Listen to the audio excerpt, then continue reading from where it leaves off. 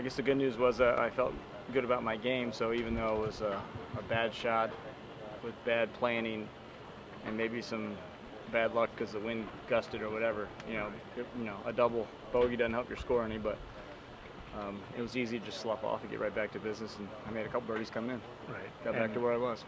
And a couple in a row right before that too. So yeah, birdie 10, 11, 12, and had a pretty good chance to birdie 14. So, but that's okay.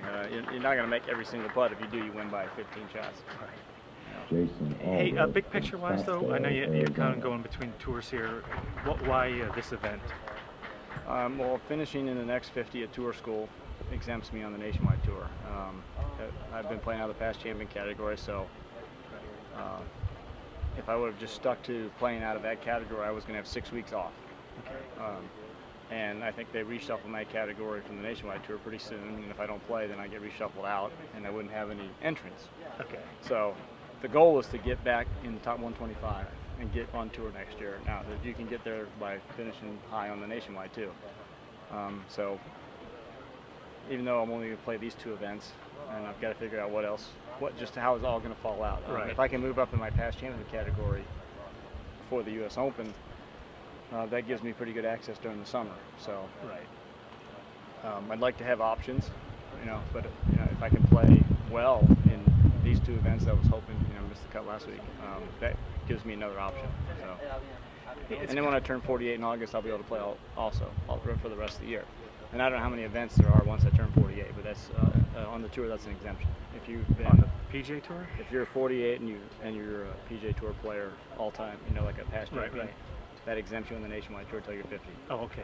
So I would have how many events that is the rest of the year. So if I happen to do well in 3 or 4 events, and then I can finish strong at the end of the year, I can get in the top 25 that way too. Right. So it's kind of this weird area you're in.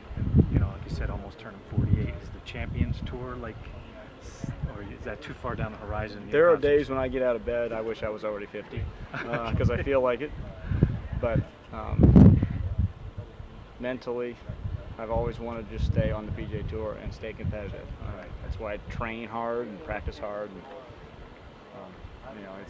it's tough. Players are getting better and better all the time. Right? So you have to work really hard to stay up with them or get ahead of them. But it really comes down to making putts. I've had 2 days this week where I made putts, and 1 day I didn't make anything. So, but I'm I'm in a good position. Make putts tomorrow, I got a chance. Hey, and how's a course like this compare?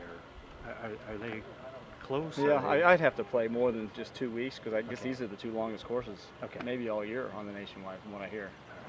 But the greens are challenging. I don't know that if the tour was playing here, they'd set it much different as far as how close they are to edges and the speed of the greens, and because of the heat, the softness, the firmness of them. Right. There might be a tad more rough. But there'd probably be more penal rough off the tee. That would be the only difference. But there's a lot of good players on the nationwide tour. So, and the competition's just only going to make them better. Obviously, you look at the statistics of all the players that have graduated from the nationwide tour. Right. It's a great place for them to learn how to play and move on up. For me.